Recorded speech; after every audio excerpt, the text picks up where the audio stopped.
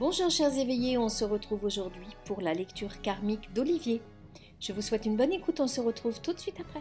Donc je vais dire bonjour d'abord à tous ceux qui vont nous écouter. Nous sommes aujourd'hui avec Olivier pour sa lecture karmique. Alors, ce qui m'a été donné, c'est l'espace-temps pour vous, Olivier, dès le début.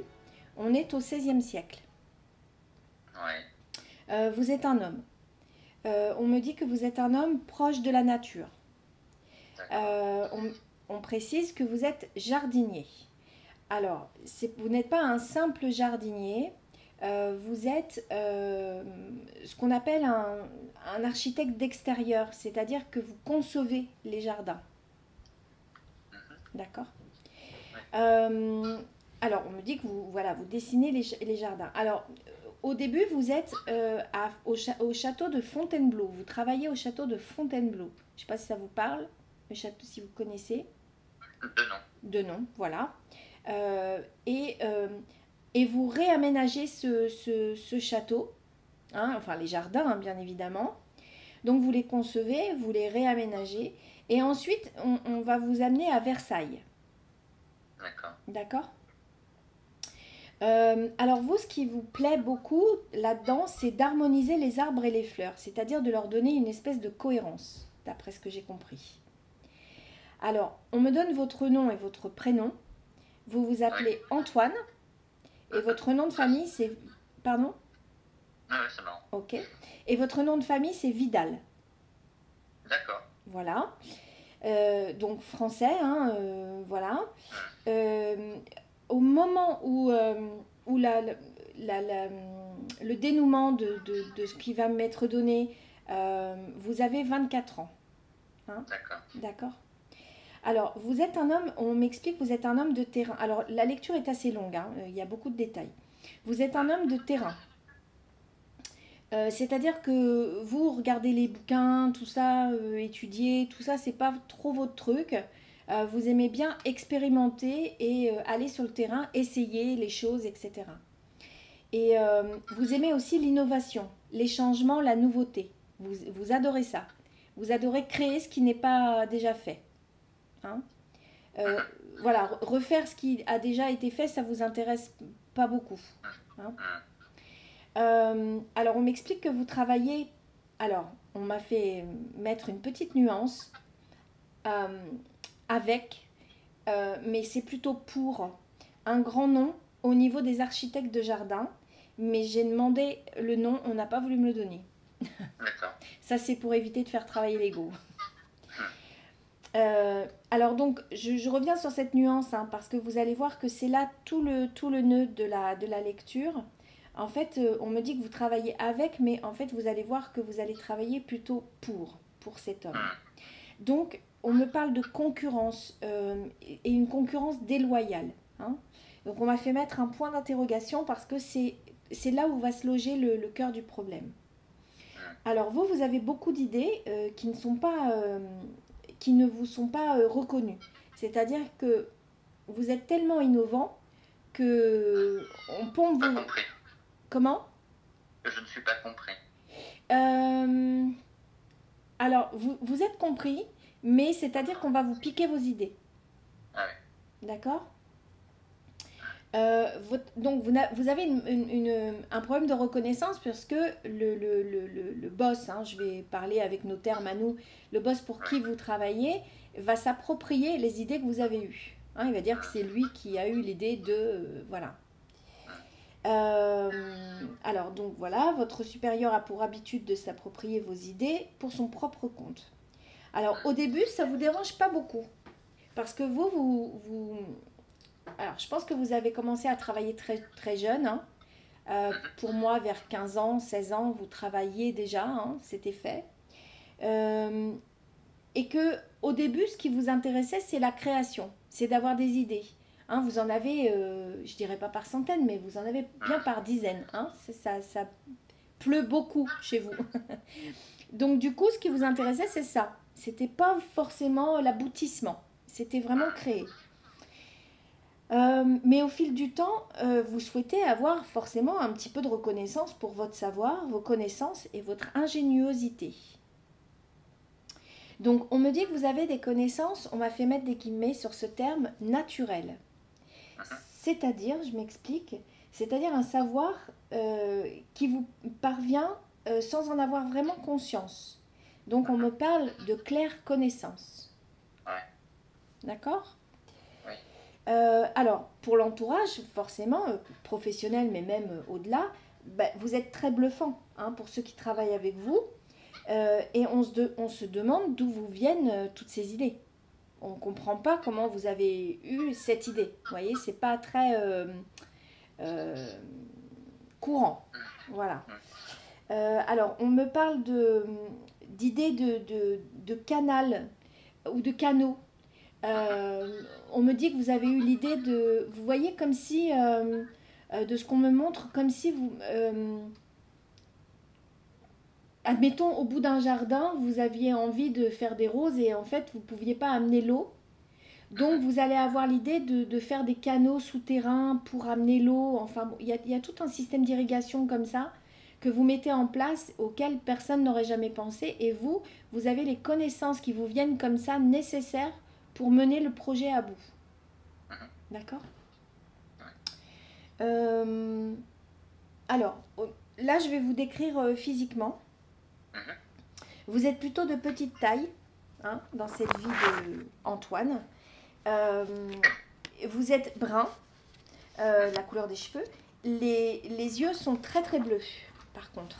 Hein, vous êtes brun aux yeux bleus, mais un bleu limite acier, vous voyez. Alors, vous avez un petit peu les cheveux dégarnis. Et en fait, vous portez toujours vous êtes toujours habillé de la même manière. Vous aimez ça, être toujours habillé de la même manière. Et vous portez un grand chapeau de paille, comme les jardiniers. Vous voyez comment dire, pas le symbole, mais le cliché du jardinier, voilà, avec ce chapeau. Alors, vous portez un pantalon et on m'a fait voir que vous portez des guêtres jusqu'en dessous du genou. C'est-à-dire, alors moi, ils m'ont dit des guêtres, mais j'ai vu ce que c'était. C'est en fait des bandes de tissu que vous allez enrouler de vos pieds à vos genoux et vous portez des sabots. D'accord ? Alors, drôle de truc, vous portez toujours une montre à gousset. Alors, je ne sais pas trop ce que c'est qu'une montre à gousset. Je pense que c'est une montre qu'on met dans la poche. Oui, c'est ça. Hein, c'est ça. Hein. Dans votre poche droite. Bon, c'est précis. Voilà. Alors, au niveau de vos origines, vous venez d'une famille assez modeste. On me parle de la toute petite bourgeoisie. Vous voyez, la bourgeoisie naissante. Et malheureusement, vos parents sont morts. Alors, on m'explique qu'ils sont morts de maladie quand vous étiez très jeune. Et vous avez été confié à un groupe de bénédictins à Paris. Alors, vous habitiez avec vos parents dans la région, dans la campagne parisienne, on me dit. D'accord. Hein, mais voilà, donc malheureusement, vos parents morts, vous êtes confiés à des bénédictins. Et vos parents avaient quelques biens, notamment des terres, et qui ont été vendus et qui ont permis que le fait que vous receviez une bonne éducation. Vous n'avez ni frère ni sœur, vous êtes enfant unique. Vous chérissiez votre maman. Par contre, vous aviez un rapport très conflictuel avec votre père. Comme un peu le sentiment qu'il vous détestait.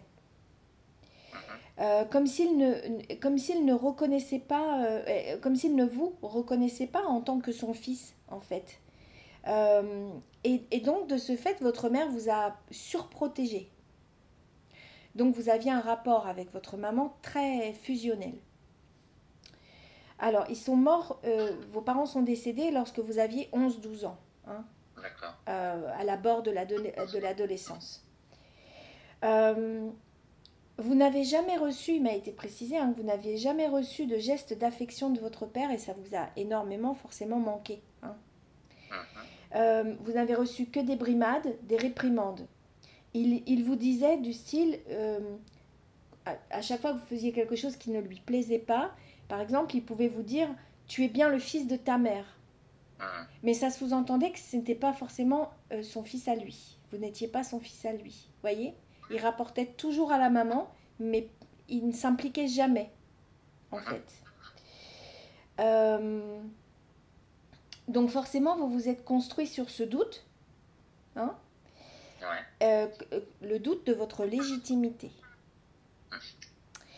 Alors, vous l'avez très vite ressenti enfant parce que vous entendiez, vous étiez loin d'être sot, hein, et vous entendez, et très sensitif. Donc, vous entendiez les domestiques, enfin, c'est pas des domestiques comme on pourrait l'avoir dans un château, hein, c'était voilà, des gens qui étaient là et qui aidaient aux tâches, etc.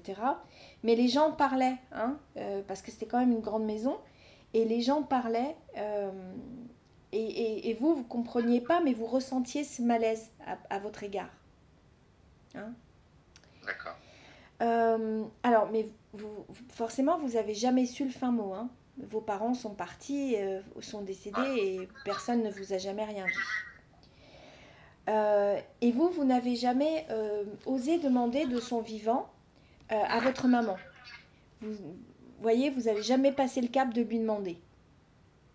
Alors, on me donne le prénom de votre maman. Elle s'appelle Adélaïde. D'accord. Donc ce problème de légitimité refait surface lorsque vous êtes adulte, hein, au niveau de votre profession, de votre travail. Ouais. Alors, on va vous demander de participer à un moment donné à un projet très très important. Alors attendez, parce qu'ils m'ont fait mettre une astérix. Voilà. Un projet qui demande d'aller plus loin dans vos compétences. En fait, c'est un test. C'est un test pas très sympathique, hein, parce qu'on vous met un peu un projet. Exactement, oui, voilà, un sujet plein d'épines.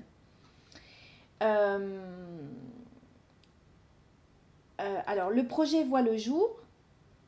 Alors, attendez, parce que, voilà, parce que c'est compliqué, parfois ils me font un petit peu déborder, mais c'est un petit peu plus loin, donc voilà, que je retrouve ma ligne. On a besoin de pour ce projet-là, on a besoin de vos idées novatrices. Vous êtes perçu quand même, Olivier, comme un visionnaire. D'accord ? On me donne votre date de naissance, ce qui est très rare. Je crois que c'est la première fois qu'on me donne une date de naissance. Vous êtes né le 11/3, donc mars 1570. Je me demande si c'est pas pour, comment dire, faire votre numérologie. Ah, ok. Enfin, vous voyez la bonne numérologie, alors. Oui, enfin la numérologie d'Antoine, quoi. D'Antoine. Voilà. Alors, vous lancez forcément à fond, hein, dans ce projet. Vous êtes animé, hein, quand même. Hein, je vois quand même une espèce de ferveur dans votre travail. Hein. Et vous proposez vos idées qui, dans un premier temps, sont absolument perturbantes pour toute l'équipe avec qui vous travaillez, vos supérieurs, mais aussi ceux qui œuvrent. Mais finalement, elles sont très vite accueillies comme un trait de génie. Alors là, on me parle de fontaine et de cascade. Cascades pas naturelles, hein, forcément, des cascades reconstruites. Hein. Alors, donc je reviens à mon propos de tout à l'heure, hein, comme quoi c'était un test, hein, c'était un peu voilà, un projet empoisonné. Donc le projet voit le jour et toute la gloire, je dis bien la gloire, est donnée à votre supérieur. En fait, elle n'est même pas donnée, il se l'approprie, hein, la gloire. Hein. Il ne va pas chercher plus loin, il n'attend pas qu'on la lui donne, il se la prend direct. Et alors vous, un jour pas fait comme un autre, hein, à un moment donné de votre vie, donc à cet instant de votre vie, eh ben, la colère, vous êtes animé par la colère. La colère monte. Et vous ne pouvez plus assumer ça, vous ne pouvez plus le permettre. Vous avez un sentiment de révolte, hein, chez vous.